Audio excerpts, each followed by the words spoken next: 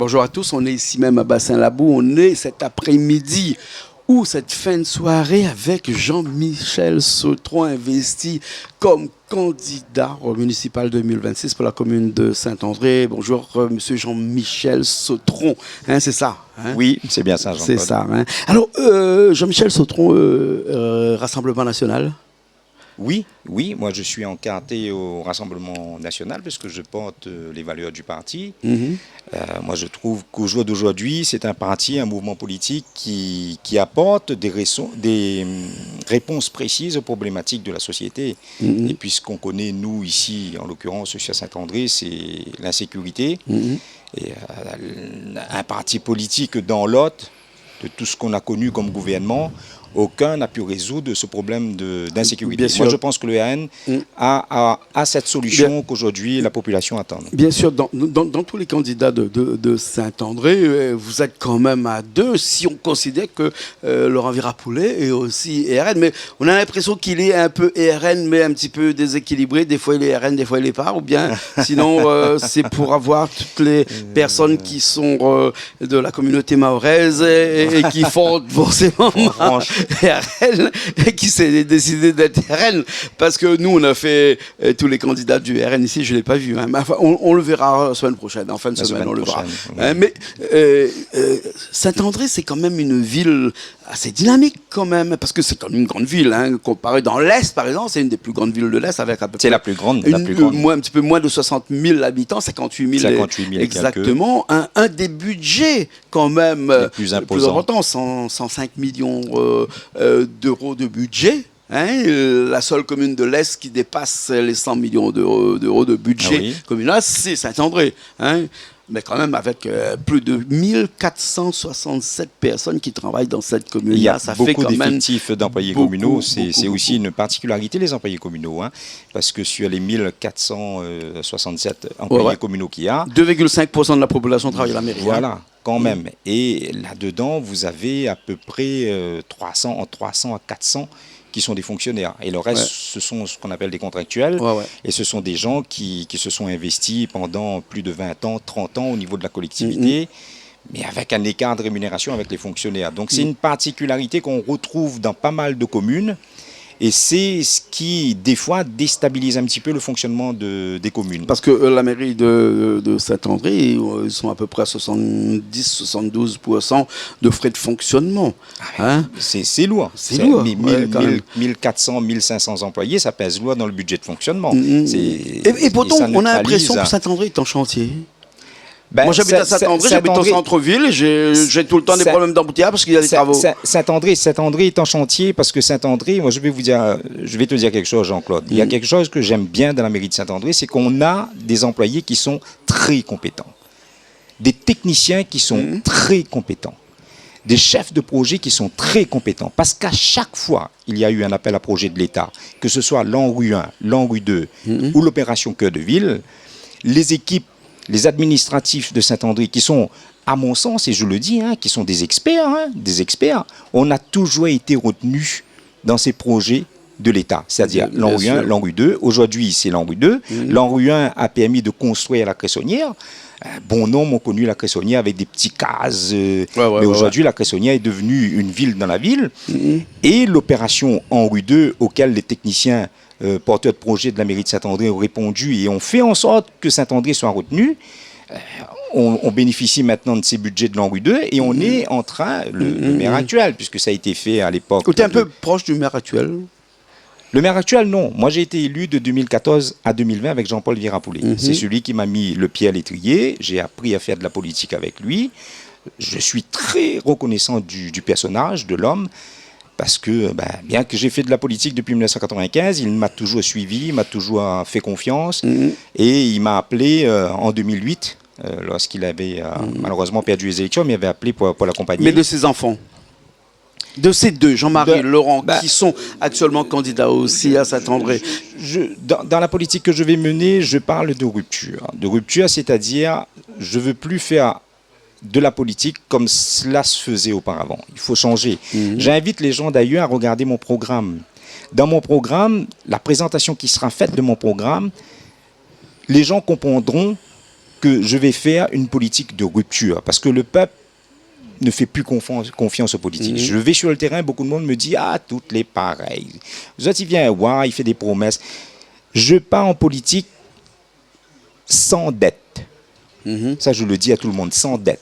C'est-à-dire, je pars en politique, j'ai été élu de 2014-2020, je sais comment tenir une mairie, je pars en politique sans aucune promesse. Mon équipe qui est avec moi le fait avec le cœur. Comme j'ai dit à chacun de mon équipe, faisons la politique avec le cœur. Écoutons les gens, apportons des solutions, mais soyons toujours disponibles pour les servir. La politique, ça se fait comme ça, c'est de la rupture.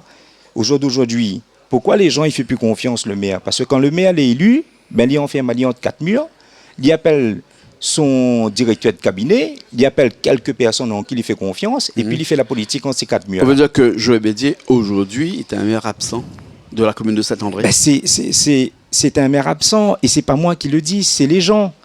Quand tu vas voir les gens chez eux, il y a ils beaucoup te de choses disent... qui se font. Hein. Il y a les routes qui se font. Chemin Rio, Oui, par exemple, qui ça- a été refait. ça, c'est Tout le chemin l'opération, Alpha Guest qui a été c'est refait. l'opération. Le centre-ville a été refait C'est- complètement. mais il Là, a- actuellement, c'est la rue, le chemin du centre Tout à qui fait, est, qui tout à est en fait, train tout à d'être fait. en plein Mais travaux. il a bénéficié du budget de l'angle Est-ce- 2. S'il n'avait pas eu cette manne financière, il n'aurait pas fait ces travaux-là. Il ne les aurait pas fait. Il bénéficie de la manne financière de l'équipe qui est, à l'époque de 2014-2020, quand Jean-Paul Virapollet était maire, cette équipe de techniciens qu'on a au niveau de la mairie, a étudié ces dossiers pour faire en sorte que Saint-André soit éligible. Oui, mais quand même, le maire en place la manne- avant, donc Jean-Paul Virapollet, il était là pendant des années, il n'a rien fait quand même. Hein. Pourquoi aurait-il attendu fin 2020 pour commencer à lancer des opérations de financement, de réparation d'un certain nombre de routes qui, pendant des années, je parle du chemin Rio par exemple, c'était vraiment un bordel, un scandale, ce chemin-là. Alors, je ne veux pas faire l'avocat du diable et défendre Joël Bédier ou quoi que ce soit. Hein. Moi, je suis là que pour poser les questions et les bonnes, si possible. Hein. Pourquoi pendant toutes ces années, il n'a rien fait alors qu'en une mandature, le maire en place, il a fait pas mal de choses. Alors, dans le fonctionnement de Jean-Paul Virapollet, comme je dis, je le répète, c'est quelqu'un que je respecte beaucoup. C'est vrai qu'en 2020, lorsqu'il est revenu en mettant Jean-Marie Virapollet en tête et lui en troisième position, on s'était rencontrés, il m'avait dit qu'on va recommencer la politique ensemble. Je lui ai dit que nos chemins s'arrêtent là. Je lui ai dit clairement, Monsieur Virapollet, je vous respecte, mais on n'est pas sur la même longueur d'onde concernant la méthode.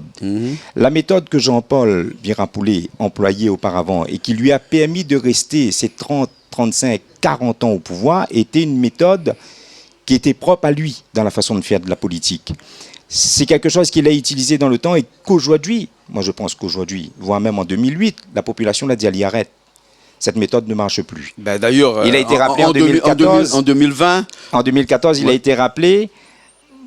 J'ai fait la mandature avec lui, mais j'ai vu que la méthode n'avait pas changé. Parce que maintenant, il faut écouter le peuple et non plus quelques pions politiques qu'on a. Il faut faire de la politique avec les gens, avec la population. Comme je dis, j'invite aux gens à regarder mon programme et vous allez voir cette cassure que je vais faire, cette rupture de méthode. Parce qu'on va gagner la confiance des gens, du peuple, quand on va changer de méthode politique et les mettre au cœur du débat. C'est 20% qui restent dans ces frais de... quand on a enlevé les frais de fonctionnement, il reste à peu près 20% en frais d'investissement. À peu près. Est-ce que c'est suffisant pour faire en sorte d'avoir une ville dans l'Est, ici, c'est pas suffisant d'avoir 20% d'un budget annuel en investissement pour pouvoir faire développer une commune. Il faut trouver d'autres revenus. Mais comme tout à l'heure, tu as dit, Saint-André, c'est quand même une grande ville, la plus grande ville de l'Est, parce que Saint-André, c'est presque 60 000 personnes. On n'est pas trop loin de 60 000 habitants. C'est le plus gros budget. Et 105 millions d'euros. Voilà, financièrement, c'est la ville qui détient le plus de moyens. Et après, il suffit de comparer le développement de Saint-André que Saint-Benoît. On comprend tout de suite que Saint-André a beaucoup plus développé que Saint-Benoît.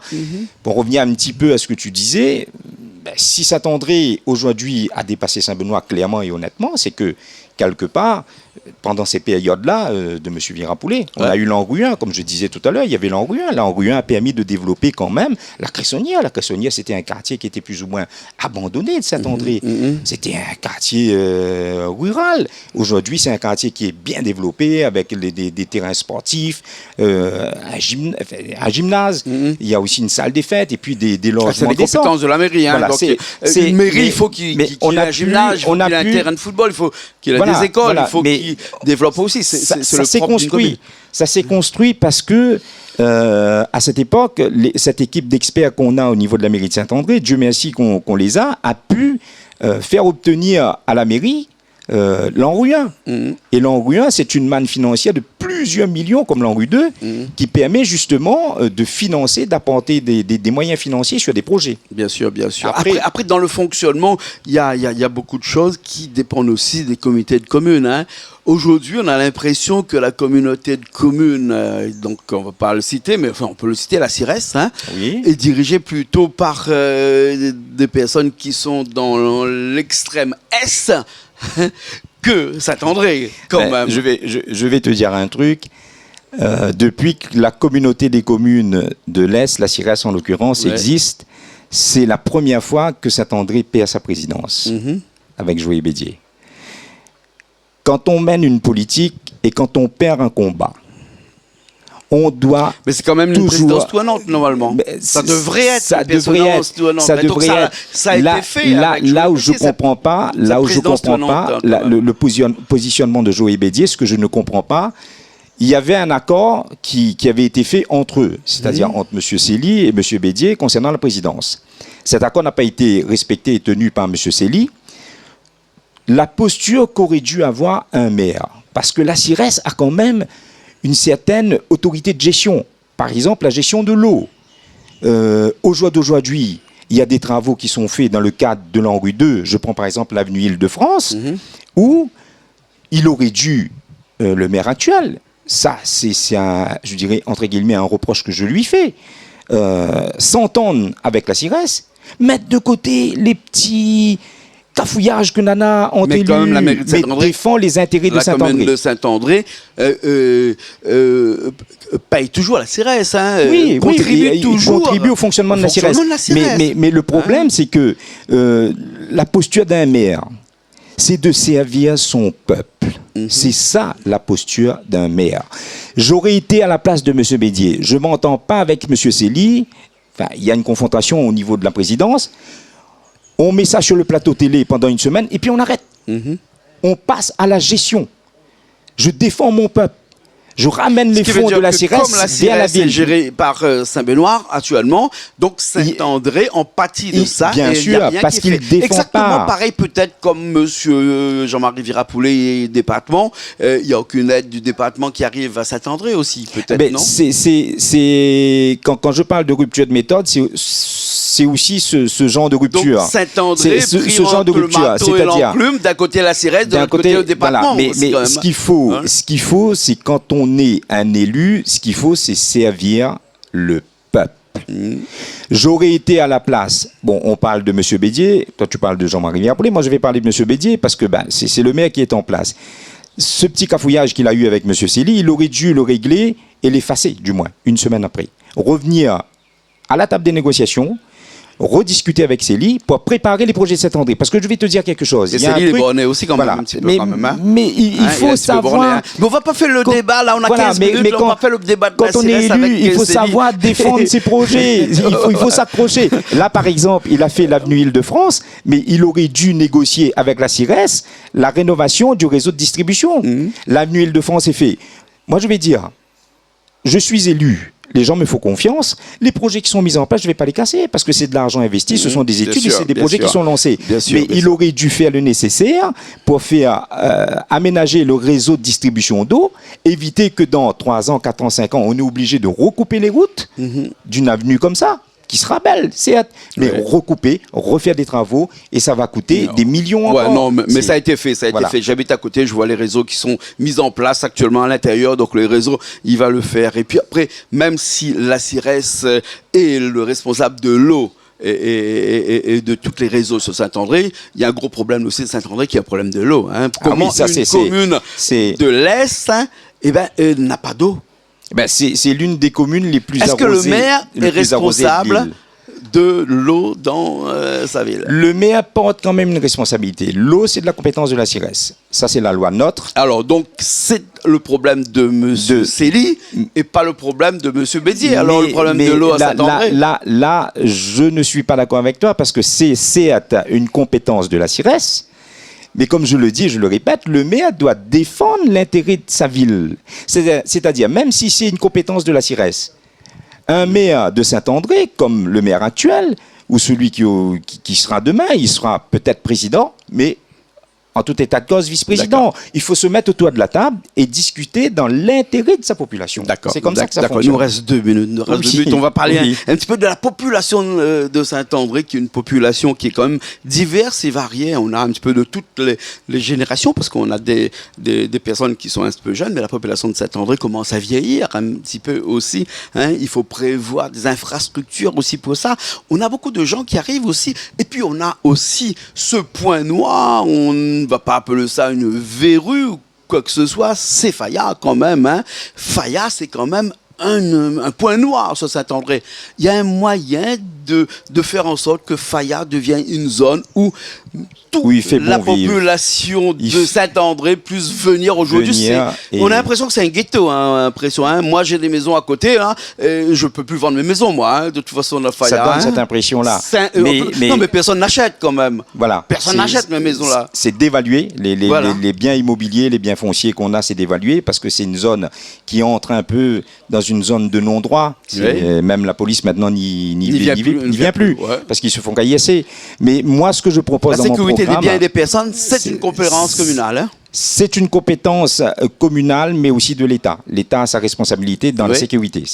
La sécurité des biens et des personnes, c'est monsieur le maire qui est C'est le maire, un peu le maire, mais aussi un peu l'État. Mais le maire doit représenter, pareil, comme je dis, la population et faire le nécessaire auprès du préfet et des forces de l'ordre pour qu'on puisse mettre de la sécurité. Mais moi, par contre, je ne crois pas qu'on pourra résoudre ce problème d'insécurité avec les forces de l'ordre. Pourquoi? C'est une grosse population qui vote sur Saint-André et qui a un électorat là. Il faut faire attention. Non, c'est pas ça. Aller à la petite prière.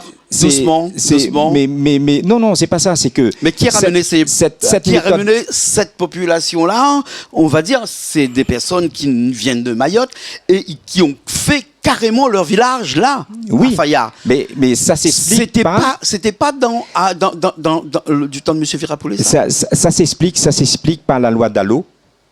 C'est une loi qui a été mise en place à l'époque de Jacques Chirac quand il était président de la République et c'est une loi qui cadre les attributions de logements sociaux. Cette loi-là, tant qu'on sera dans le cadre de cette loi-là, on risque de s'exposer. Mais il y a beaucoup de lois qu'on ne peut pas changer avec l'amendement Virapolé, non? Effectivement, c'est là un point de rupture. L'article 15 inscrit dans la Constitution, bien sûr, donc on ne peut pas la changer. Hein. C'est un point de rupture que j'ai eu avec M. Virapolé. C'est que moi, j'estime personnellement que son amendement était utile à son époque. Mais aujourd'hui, c'est un amendement qui devient il était utile à son époque lorsqu'il venait faire la guerre à Paul Vergès.